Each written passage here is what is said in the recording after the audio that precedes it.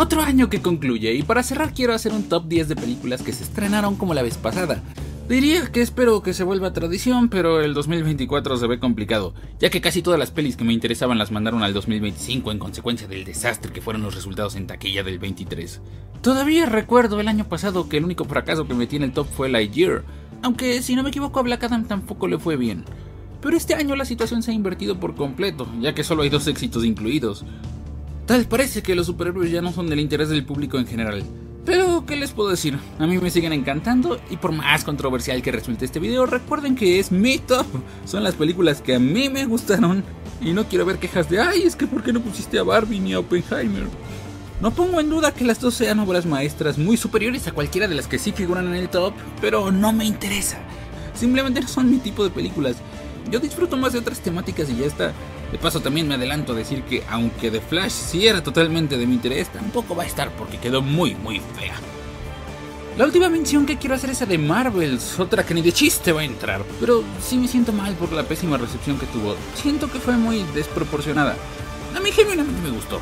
Sí, tiene sus cosas, pero acá sí vi que mucha gente le tiró sin siquiera haberla visto, solo porque alguien en internet les dijo que era lo peor de Marvel, y la opinión propia es algo que escasea estos días. Aunque por otro lado es innegable que tiene la escena más cringe de todo el UCM, así que tampoco la puedo defender tanto. Bueno, ahora sí vamos con el top. Número 10, Aquaman The Lost Kingdom. Siento que muchos critican esta película más por el momento en el que salió que por lo que realmente fue. Yo entiendo que superficialmente pareciera que la primera cinta de Lore viene a esperanzarnos y decir ah, mira cómo ahora DC sí va a hacer bien las cosas. Y esta segunda es como de mira cómo DC nunca logró hacer bien las cosas. Pero honestamente yo pienso que de haberse estrenado hace algunos años le habría ido bien. Y me resulta muy irónico como la última película de este universo iniciado por Zack Snyder, un tipo que no conoce la luz del día, resulte tan colorida y vistosa.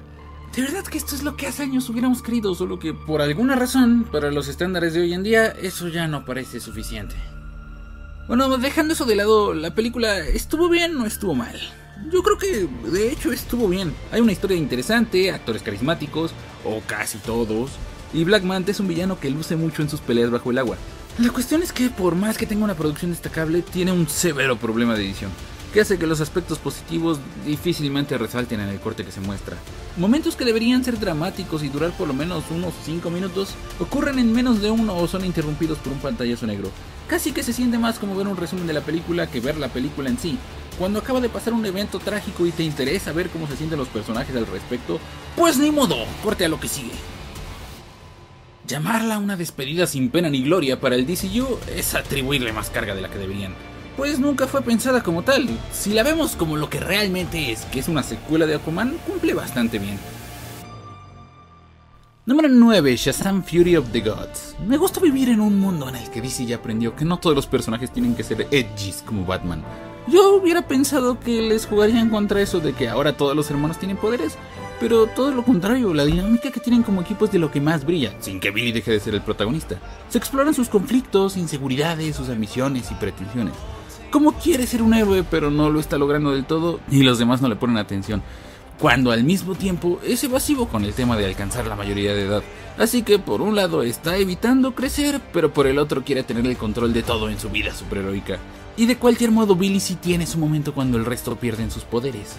Sin embargo, curiosamente el detalle que me impide ponerla más arriba es que en la recta final la película decae, porque para ese momento la familia de Billy ya no tiene poderes y en vez de refugiarse para no ponerse en riesgo y que no tengan que salvarlos como civiles pensantes, eligen enfrentarse a las bestias por su cuenta.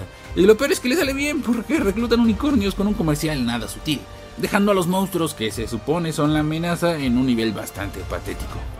Independientemente de que ya le dieron cuello a este universo, algo que sí les va a jugar a favor a las dos pelis de Shazam es que siempre se mantuvieron muy apartadas.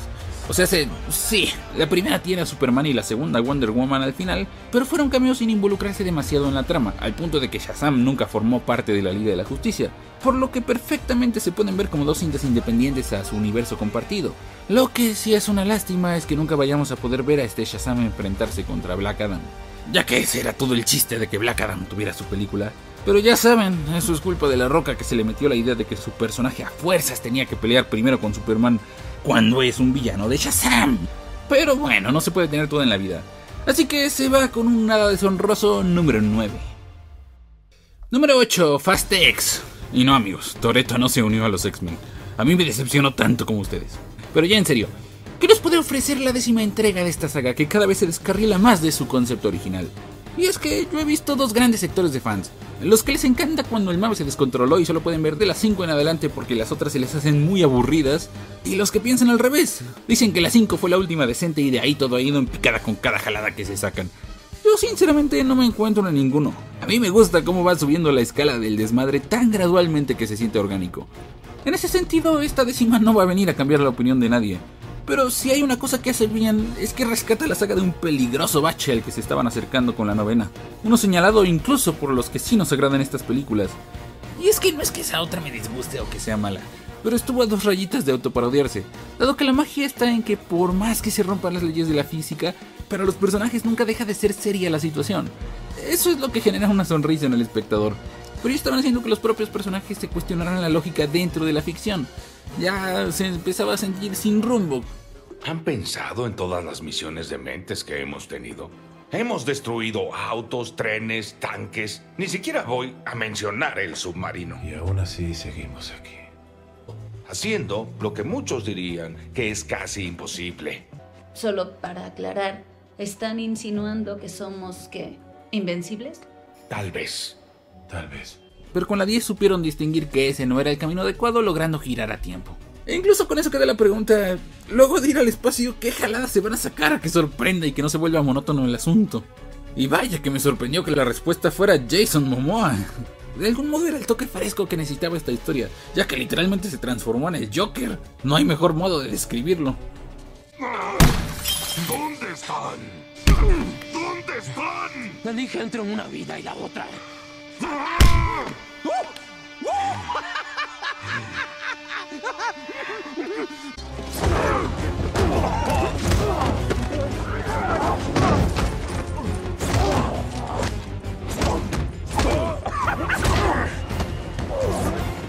El problema es que al ser la primera parte del final, se siente que hay muchas subtramas, error en el que caen muchas cintas que cumplen con este rol.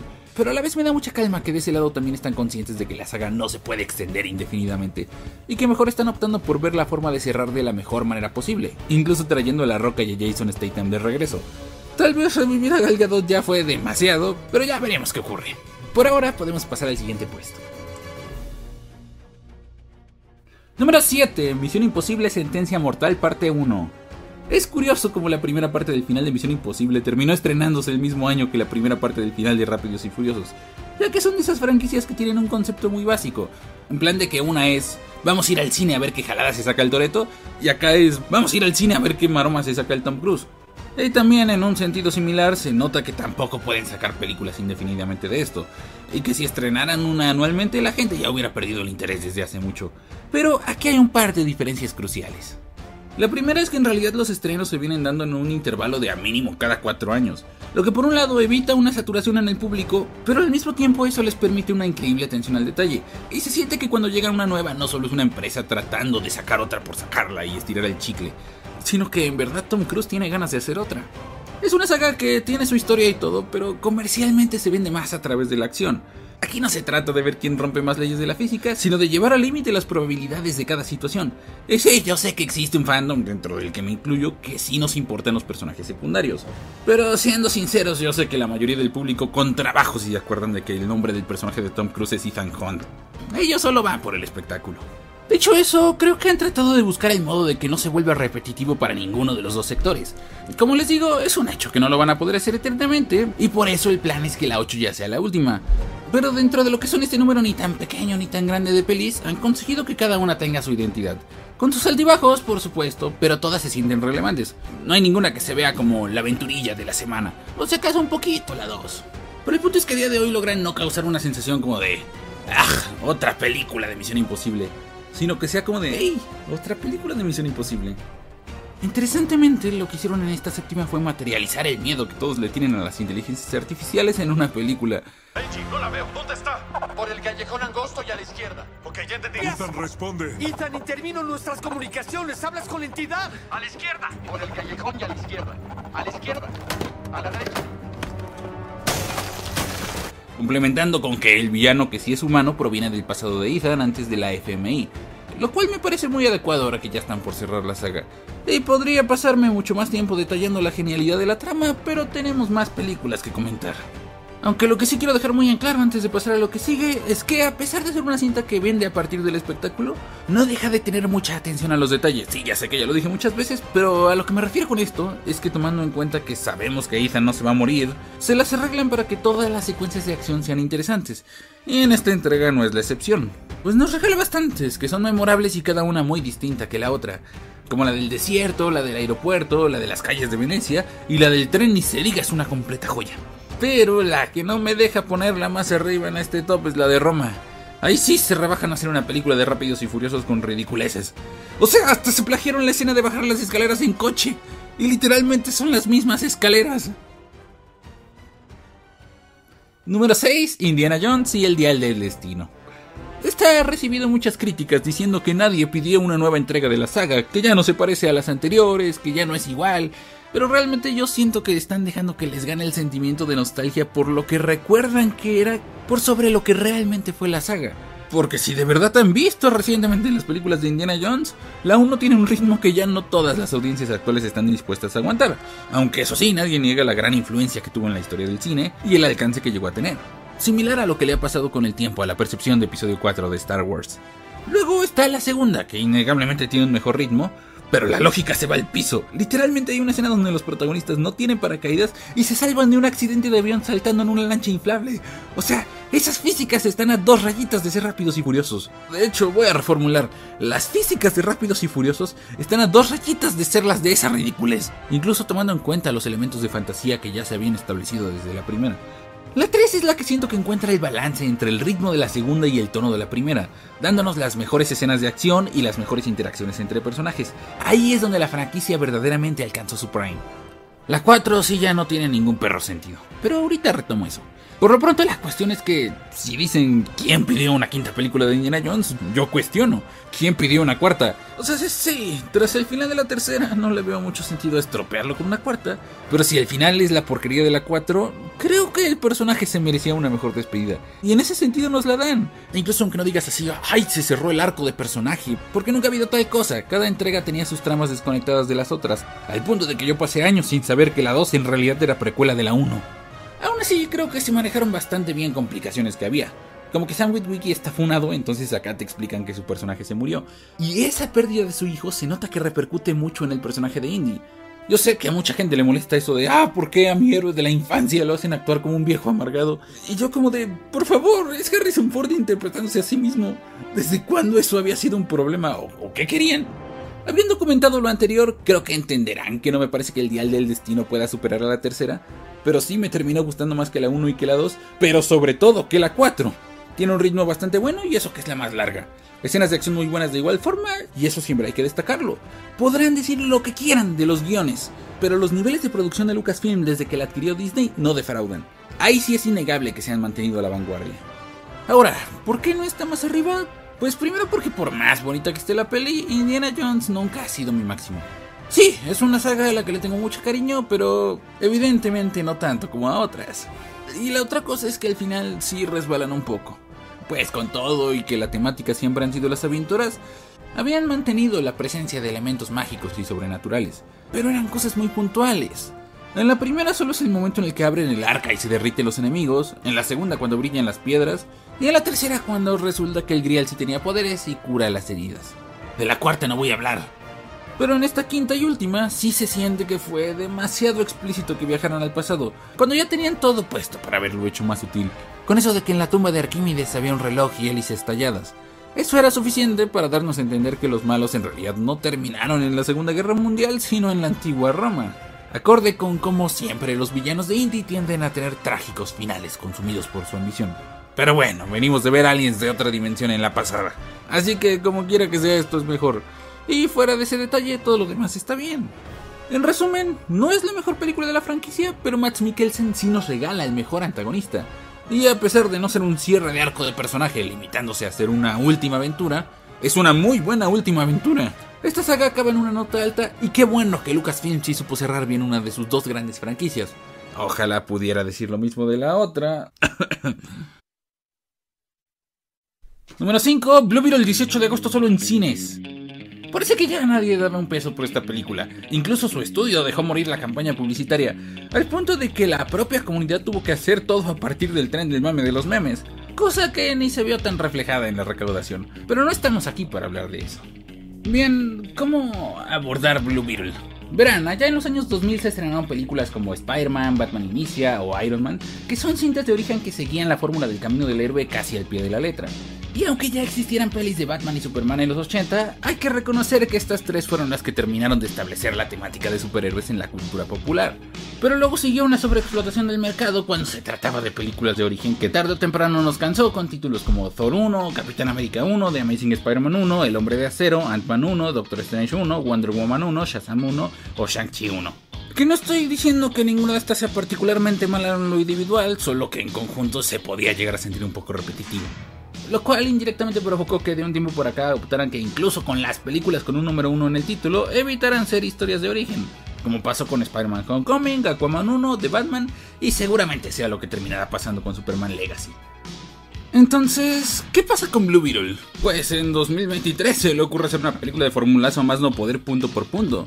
Pero irónica y sorprendentemente, si tuviera que definirla con una oración, sería que es la película que me enseñó que incluso una historia con un molde ya usado 1000 veces puede tener alma. Se siente que está hecha por una persona creando arte y no por una sala de ejecutivos en un estudio. Ahí es donde radica toda la diferencia. Es un chico normal que adquiere poderes, tiene su secuencia de entrenamiento, una pérdida y un resurgimiento.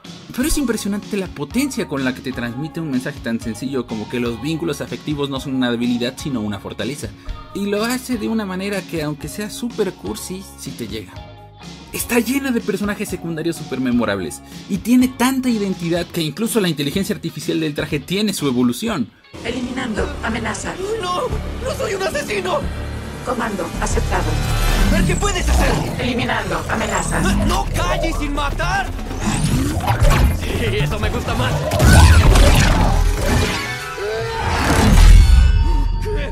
¿Qué estás haciendo? No somos asesinos, Jaime. Déjalo ir. El matón secuaz genérico no se queda genérico, sino que lo exploran como una víctima más de la villana. Y eso sí, hablando de esta última, es súper malvada y trillada, pero funciona porque son muy honestos con eso. No tratan de profundizar, no tratan de que empatices con ella, simplemente es una basura de persona y ya. Funciona para la historia porque esta ya brilla en otros aspectos. Lo que sí termina por fallar es que cuando capturan al prota y el resto de la familia tiene que interceder para salvarlo, suceden un par de cosas. Digo, por un lado me parece bien que usen la nave de Ted Core para atacar, ya que de algún modo tenían que compensar la falta de superpoderes, pero ya cuando se bajan y empiezan a aventarse ellos el piu piu, sí se pierde la inmersión en la historia, hasta el punto de que se llega a sentir sobreactuado. Yo creo que el guión pudo haber resuelto la situación de una forma más ingeniosa. Ya lo último que quiero destacar es el traje de Blue Beetle, que es el mejor que se haya adaptado en un live action. Además de que visualmente en la acción le sacan todo el jugo que le podían sacar a sus poderes. Me sorprende que querían sacar esta hermosura para HBO Max y en cambio The Flash siempre estuvo pensado para cines. ¿Qué demonios tiene en la cabeza Warner? Número 4. Ant-Man and the Wasp: Quantumania. Yo sé que esta a casi nadie le gustó y le echaron mucha tierra, pero la cuestión es que casi todo lo que le critican en realidad para mí son puntos positivos. ¿Que tiene un CGI terrible? Pues ese comentario lo hace gente que no ha visto The Flash, porque visualmente tiene escenas chulísimas como la de la tormenta de probabilidad. Y uff, la batalla final ni se diga. Todo acompañado de un soundtrack que siempre me ha parecido muy bonito. E incluso de nueva cuenta tenemos un pequeño flashback con la Wasp original en acción, que para mí eso ya es ganancia. Y sí, el traje de Scott es el más feo que se le haya visto a Ant-Man en todo el UCM con tanto sobrediseño, pero a cambio nos dan el traje más hermoso que se le haya visto a Wasp, ya que el anterior tenía una paleta de colores horrible. Este nuevo fácil entra en mi top 3 de Marvel Studios. Luego también dicen que el reino cuántico está horrible porque se parece mucho a Star Wars. O sea, número 1, pareciera que ese comentario lo hace gente que no ha visto Star Wars, porque a los que sí nos gusta Star Wars sabemos que es un universo vasto y diverso que se siente lleno de vida. Además es muy diferente de lo que nos presentan aquí. Y número 2, lo dicen como si Star Wars fuera algo malo, dándole una connotación negativa. Pero a mí me gustó que exploraran este nuevo escenario, pues es bien sabido que la primera de Ant-Man tenía más la huella de Edgar Wright y Peyton Reed simplemente llegó a dar los toques finales. Luego con la segunda, este último se vio muy continuista, simplemente haciendo la misma película otra vez, solo que ahora con Wasp como coprotagonista. En cambio, con esta tercera sí se siente que se quiere diferenciar de las otras e ir a lugares nuevos. lo que para mí está muy bien por ese lado. Si me siguen, saben que la queja que yo siempre he tenido con esta franquicia es que agarraron de protagonista a Scott Lang y no a Hank Pym. Eso me parece el equivalente a que el UCM hubiera agarrado a Sam Wilson como Capitán América saltándose toda la etapa de Steve Rogers, o a Kate Bishop como Hawkeye saltando hacia Clint Barton. Y eso no es culpa de esta película, ni siquiera es culpa de Peyton Reed. Eso vino desde los 2000, que Edgar Wright estaba trabajando por su cuenta un guión, y luego ya cuando existió el UCM decidieron rescatar esa idea. Sin embargo, otra piedra que le aventaron fue que si se trata de una familia perdida en una realidad diferente, esa trama suena más como una película de los Cuatro Fantásticos. Y en esa afirmación sí estoy de acuerdo, pero a mí me agradó que lo hicieran con la familia Pym porque eso permitió que le dieran el foco que nunca le habían dado a los Ant-Man y Wasp originales, lo que me lleva a otro punto que voy a defender. Que es que todos también se burlan de ¡ay, es que derrotaron al villano con hormigas! Cuando a mí me parece increíble que finalmente le hayan dado su merecido momento de lucirse a Hank. Siento que por primera vez se le hace justicia a la palabra Ant en el título de la franquicia de Ant-Man. Ya que por más que Scott se haga chiquito y de vez en cuando se suba a una hormiga, el Ant-Man que realmente tiene pasión por las hormigas es Hank. Así que digan lo que quieran, a mí genuinamente me emociona muchísimo esta escena. Que sí, se ve truncada por la participación de M.O.D.O.K., pero ahorita hablamos de eso. De igual forma, el final también es muy criticado porque, según estuvo muy cobarde. Y yo también lo pensé en su momento, con eso de que pareciera de que Kang se iba a escapar y Scott y Hope quedarían atrapados en el reino cuántico. Pero en vez de eso, a la mera hora sí logran escapar y hay final feliz. Aunque siendo honestos, número 1, el final original se hubiera sentido repetitivo con la segunda peli, donde la incógnita que te dejan es ¿cómo le va a hacer Ant-Man para salir del reino cuántico? Y número 2, ahora que sabemos que el villano va a tener que ser recasteado, queda mejor que a esta variante sí le dan cierre dentro de esta peli, dejando libre el terreno para que otro actor interprete a otra versión. Así que en retrospectiva quedó mejor para el panorama completo. Ahora sí, ¿cuál es el punto malo? ¿Qué es lo que la aleja de estar un puesto más arriba? M.O.D.O.K. No hay nada más que decir. Da cringe con solo verlo en pantalla, y conforme avanzamos da aún más con su redención forzada. Y lo peor es que todavía me dijeras, no, es que es súper fundamental y trascendente para la trama, te lo dejaba pasar. Pero solo es un secuaz, su rol es completamente reemplazable por cualquier otro matón genérico. En ese aspecto, sigan a Blue Beetle para que vean. Número 3, Transformers Rise of the Beast. Wow, una película de Transformers así de alto en un top. Nunca pensé que lo diría. Y es que miren, las de Michael Bay, a pesar de que todo el mundo las odia, a mí auténticamente me gustaban. Pero hasta ahí, yo sabía a lo que me metía. Un espectáculo de CGI super pulido, con una historia super meh, pero con discursos mamalones de Blas García y música de Linkin Park de fondo. Yo le entraba a eso siempre y cuando le adelantara las subtramas de los humanos. Pero ahora viene Rise of the Beast a demostrarme todo el potencial de esta franquicia. Es que ¿quién lo hubiera dicho, verdad? Que la clave para hacer una buena película de Transformers era que se tratara sobre los Transformers. Incluso con eso en mente, este nuevo reinicio se las ha arreglado para traernos a los humanos más carismáticos de todo el trayecto live action. Y esta nueva entrega se mantiene en esa línea, presentándonos a Noah y a Elena. Pero volviendo con los Cybertronianos, por primera vez se le da un desarrollo de personaje a Optimus Prime, haciendo algo interesantísimo, que es que el líder y guerrero que típicamente conocemos lo humanizan, lo vemos imperfecto y con conflictos, de modo que tiene un crecimiento durante la película, que además va en paralelo al crecimiento de Noah. Los dos son personas valientes que lo darían todo por su familia y por los suyos, pero en un primer momento les cuesta entender y reconocer eso en el otro. Esto incluso hace que Primal se decepcione de Prime cuando lo conoce, porque lo tenía idealizado al igual que nosotros la audiencia. Es hasta que la situación empeora que los personajes reajustan su perspectiva y entienden que no vencerán a la oscuridad luchando únicamente por los suyos, sino que deben hacerlo juntos.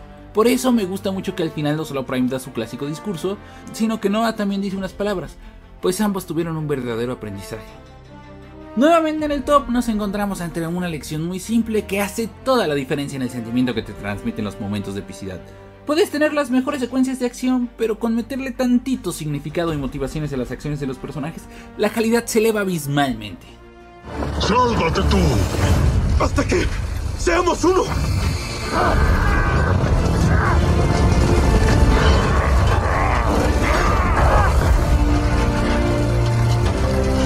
¡Hasta que seamos uno! Sí, los TerrorCon son antagonistas basicones, pero no hacía falta darles más profundidad. Ya por sí solo es destacable que logran converger a la perfección los arcos de Noah, Prime y Primal en un momento climático. Creo que la peli funciona a la perfección con las tramas que tiene. No creo que le hubiera beneficiado tener más. Además de que por su parte, los secundarios de los Autobots, Arcee y Mirage, sí son muy carismáticos, mucho más que cualquiera de los de las películas de Bay. De hecho, originalmente había pensado en ponerla debajo de Ant-Man, porque recordaba que aquella me había gustado más. Pero me doy cuenta de que a esta en realidad no tengo nada que criticarle, mientras que con la otra sí tenía mis cosillas con MODOK. De hecho, todas las de aquí en adelante ya no hay nada en específico que pudiera decir que mejoraría. Así que por eso me di cuenta de que Rise of the Beast tiene su merecido lugar en el top 3. Número 2, Guardianes de la Galaxia Volumen 3.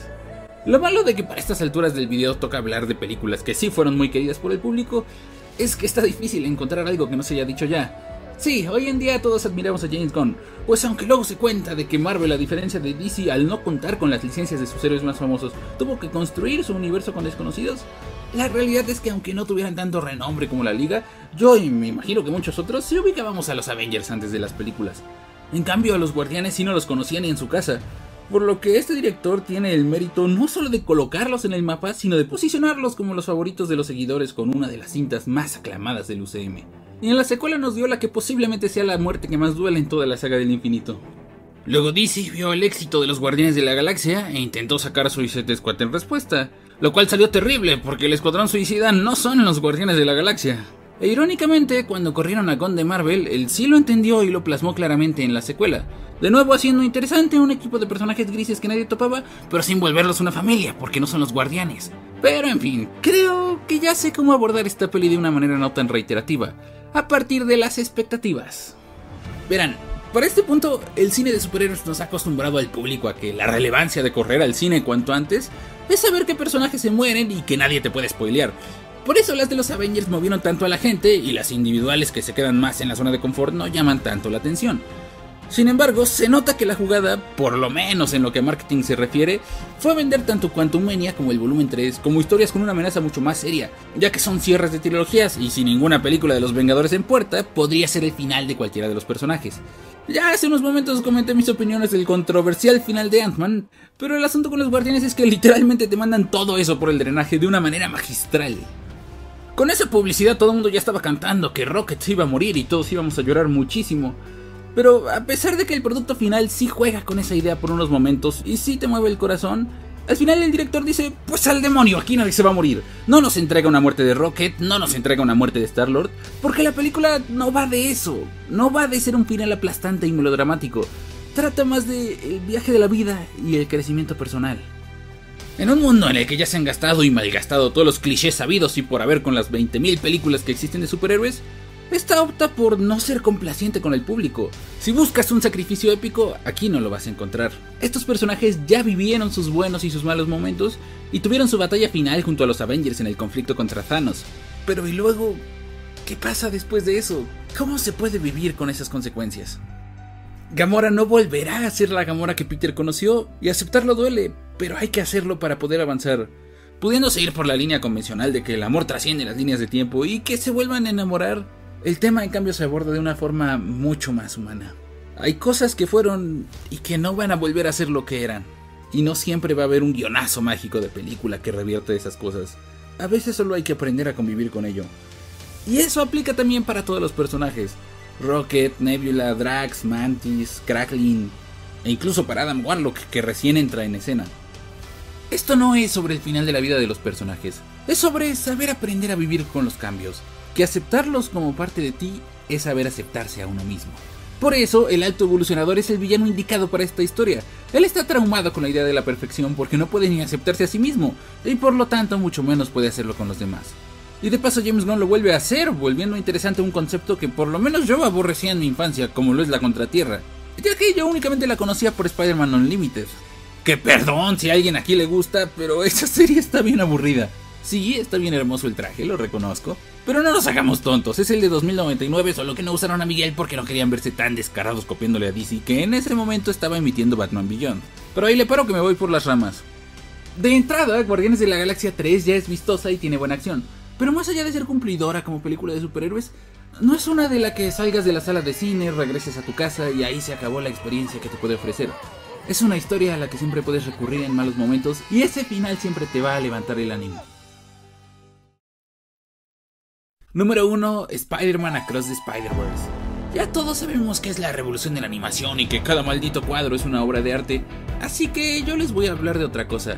Ya que sí, todo es la logia, pero la duda persiste.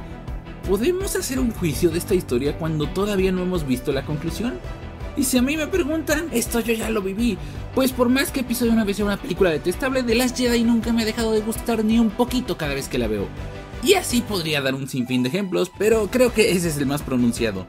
Ando editando y creo que ese punto no queda muy claro. A lo que me refiero con esto es que por más terrible que resulte Beyond the Spider-Verse, eso no le va a bajar ni tantita calidad a Across the Spider-Verse. Pero obviamente esperamos que no sea el caso. Además de que acá con Spider-Verse, aunque la historia principal de Miles no concluye, sí hay un arco de personaje con Gwen que sí termina por cerrar. Pero vamos por partes. Puede que Spot sea el villano de la película, pero Miguel O'Hara es el antagonista principal, y su conflicto con Miles me parece una genialidad porque resulta en un metacomentario que hace alusión a cierto sector del fandom de Spider-Man. Verán, así como con Star Wars todo el mundo le tiró hate a las precuelas por mucho tiempo, pero cuando llegaron las secuelas ahora resulta que siempre las amaron, con Spider-Man pasa exactamente lo mismo. Dicen, ay, es que Andrew ya no es lo mismo porque sus películas no son como las de Tobey. Él siempre fue y será el mejor Spider-Man del cine. Pero nada más llega Tom y ahora resulta que todos amaban a Andrew, no como al Iron Man Jr. Y todas sus críticas se basaron en que Tom tuvo todo regalado, con toda la tecnología, que según estaban queriendo reemplazar al tío Ben con Tony Stark, y tarugadas así de gente que no presta atención a los diálogos y no vieron Homecoming hasta el final. Pero el punto es que esto generó una reacción en cadena que, combinada con la desesperación que la pandemia provocó en los estudios, creó un escenario en el que dijeron, pues ya al chile vamos a darles lo que tanto piden. ¿Que quieren a los 3 Spider-Man? Pues tomen a Tobey y Andrew con todos sus villanos. ¿Que quieren que Tom deje de ser tan dependiente de otros Avengers? Pues pum, ahora nadie en el UCM lo recuerda. ¿Que nunca recibió la frase del tío Ben? Aunque los diálogos de Civil War dejan implícito que simplemente se saltaron eso por la flojera que da ver otra vez lo mismo. Cuando alguien tiene los talentos que yo tengo, pero otros no, y luego pasa algo malo, es por culpa de uno. Apréndete esa, Snyder. Pues tomen, ahora se le muere la tía May diciendo las mismas palabras. Con esto no quiero decir que no me guste No Way Home, pues de hecho, al igual que todos ustedes, fui al cine y grité como idiota en el estreno. Pero la cosa con esto es que indirectamente causó que ahora todo el mundo tome como sinónimo de desarrollo de personaje el que se sufran pérdidas incalculables. Y aunque sí es una forma, para nada es la única, como acabamos de decir hace unos momentos que hablábamos de Guardianes. Es en este contexto que llega Across the Spider-Verse con mente de tiburón y nos introduce a Miguel y su mentalidad alrededor de los eventos canónicos, pero la película no se queda en ser una respuesta a los malentendidos que se han dado en el público, sino que lo combina con un acercamiento muy adecuado al personaje. Me voy a explicar. ¿No han visto que últimamente hay una tendencia en los villanos a que cuando llegan tienen unas ideas que de hecho son mejores que las que tiene el héroe? Casi al punto de que puedes decir, oye, el villano tiene razón. Pero luego hacen una salvajada como matar a un inocente para que veas cómo es un extremista y está justificado que el protagonista lo detenga. Es decir, que lo hacen malvado por el bien de la trama. Bueno, pues con Miguel saben caminar muy bien esa delgada línea. Sus traumas son reales. El ver un universo desaparecer no es ningún juego. Él genuinamente quiere salvar la mayor cantidad de universos posible. Y no es estúpido ni insensible. Él no espera ingenuamente que le platique su debraye a Miles y ya nada más con eso lo vaya a convencer de no hacer nada para salvar a su padre. No, él sabía que si quería hacer eso, debía detenerlo por la fuerza. Miles, por su parte, representa el lado más humano de Spider-Man. El lado que cuando hay una vida en riesgo nunca se va a quedar de brazos cruzados. El que ante todo siempre mantiene la esperanza. De este modo se da un choque auténticamente interesante. A pesar de que por un lado la propia película nos da indicios de que Miles podría tener razón, de que hay cosas que Miguel desconoce de los eventos canónicos y que puede que no todo esté escrito. No hay nada escrito sobre educar a alguien como ella. O sobre ser alguien como tú.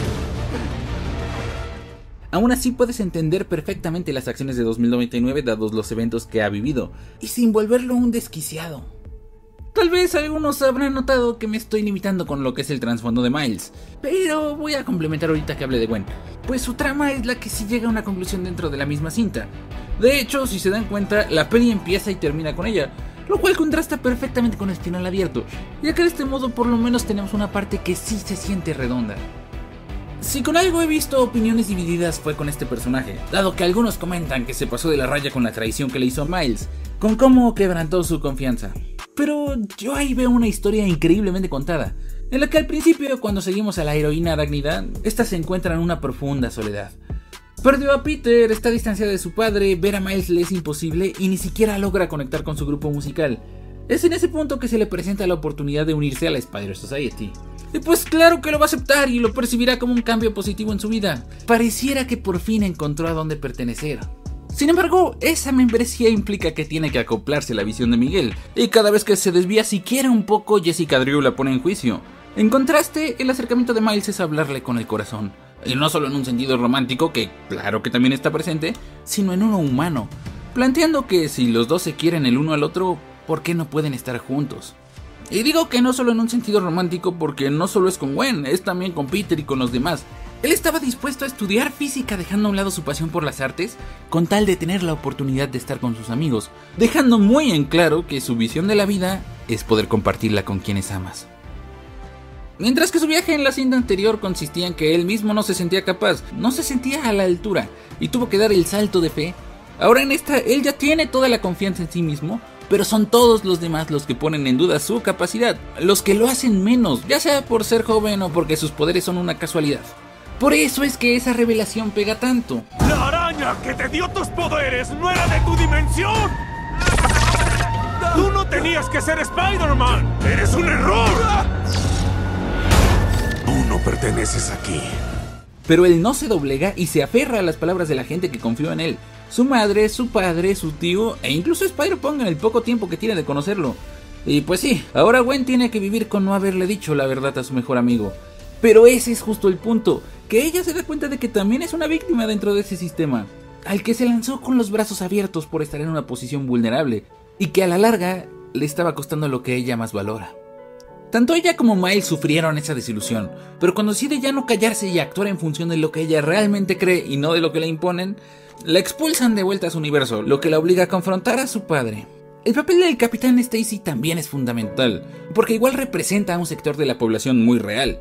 Él inicia toda una cacería contra Spider-Woman porque cree que mató a Peter, y aunque Gwen siempre trató de disuadirlo, no podía, porque el miedo a lo desconocido y los prejuicios, o si se quiere ver así, los juicios con información incompleta, hacían que su mente la catalogara como una amenaza peligrosa, incluso cuando descubre que se trata de su propia hija. No, pues cualquier parecido con cómo funcionan los prejuicios en la vida real distanciando a las personas es mera coincidencia. Pero ahora que Gwen regresa, él finalmente la escucha, y ella tiene un momento de expresarse libremente cuando durante meses se había estado adaptando a hacer todo lo que le imponía la Spider Society. Y afronta el problema de raíz, que es que la vida de superheroína la estaba llevando a la soledad, alejándola de todos. Puedo hacer muchas cosas, pero no puedo ayudar a las personas que amo más. Y no pueden saber ni la mitad de lo que soy. Entonces estoy completamente sola. Así que ahora su padre se abre y entiende el sentimiento de su hija. Es entonces que se permite cambiar de perspectiva y termina por aceptarla. Por eso remarco mucho que esta es la trama que sí llega a un desenlace dentro de la propia película, ya que tanto Gwen como su padre no son los mismos que al iniciar. Cada uno tuvo que aprender algo y en esta ocasión las lecciones sí son bastante complejas. Pero la peli nos muestra cómo sí se puede, cómo siempre se puede aprender. Así que también es por eso que esta es mi parte favorita. Ya veremos si en Beyond the Spider-Verse es a Miguel O'Hara el que le toca aprender algo, pero por ahora esta historia me parece perfecta en el punto en el que la dejaron, y ver esta película siempre me produce un sentimiento indescriptible, por lo que sin titubear la coloco en el número 1.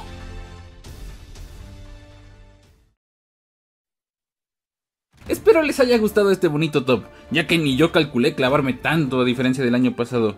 Y en cuanto al bonus de top 10 de series de 2023, esta vez no se los puedo dar como tal, debido a que no tuve tiempo de ver todas las series que me hubiera gustado ver, como Gen V o Invincible 2, pero sí podemos hacer un breve repaso del año en ese rubro.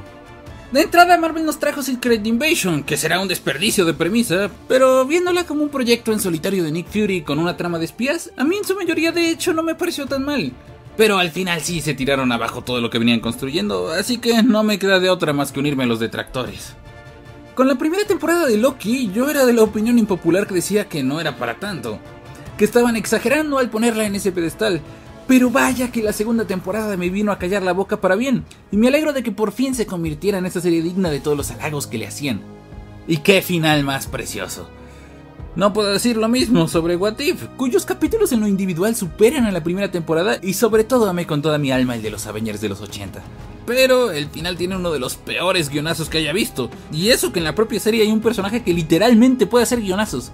En fin, ya profundizaré del tema en otro video.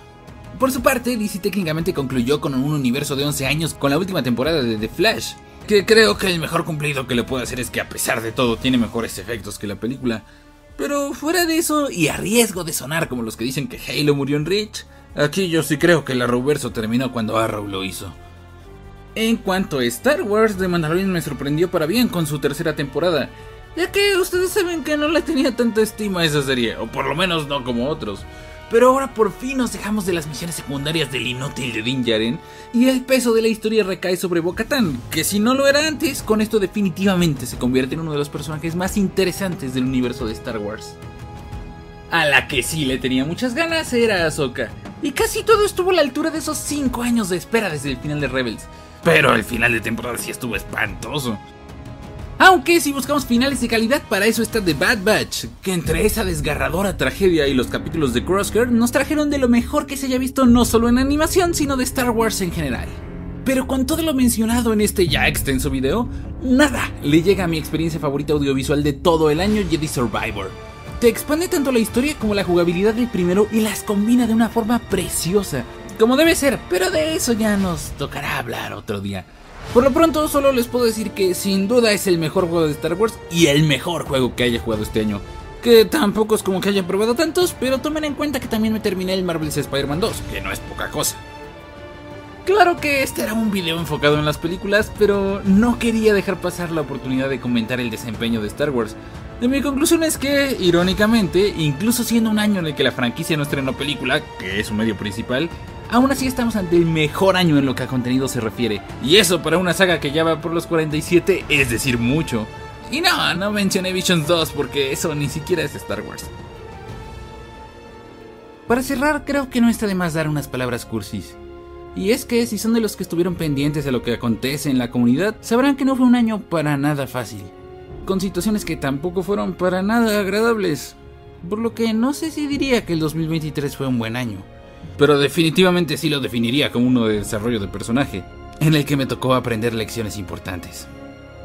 Pues bueno, tratando de sacarle el lado positivo a las cosas desagradables, además de los aprendizajes por supuesto, creo que bien dicen que en las buenas cualquiera está contigo, pero cuando se pone complicado es cuando realmente ves la verdadera cara de las personas. Y en ese sentido creo que con toda esta experiencia pude ver quiénes son realmente las personas que me rodean, y en el proceso también me conocí más a mí y a quién soy en verdad. Ahora sé quién sí se quedó y quién no, por lo que si son de los que me siguen apoyando, quiero que sepan que se los agradezco de corazón. Desearía poder decirles unas palabras de optimismo para el 2024, pero siendo realistas, puede que las cosas se compliquen todavía más. Aún así, si en algún momento ustedes han tenido dificultades y todo este contenido les ha servido para distraerse, para pasar un buen rato de vez en cuando, quiero decirles que es recíproco, que a mí también me sacan una alegría y quería agradecerles por eso. Pues nada más por el momento, aquí seguiremos en el 2024 y ya veremos a qué rumbo nos lleva como comunidad. Tal vez haya que hacer algunos cambios, pero yo aquí voy a seguir. ¿Le entran?